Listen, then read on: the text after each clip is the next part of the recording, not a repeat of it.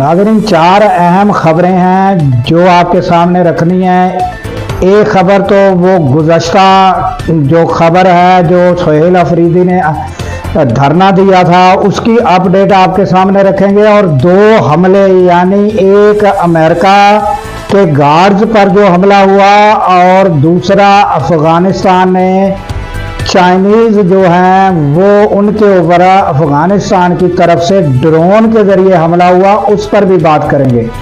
और उसके अलावा नाज़रीन, एक ऑक्सफोर्ड में बैनुल अक़वामी जो मुबाहिसा है वो हुआ है, उसके बारे में हमारे पाकिस्तानी जो हैं वो उन्होंने मात दे दी और 2/3 अक्सरियत से ये मुबाहिसा जीता है, ये भी हम आपको बताएंगे।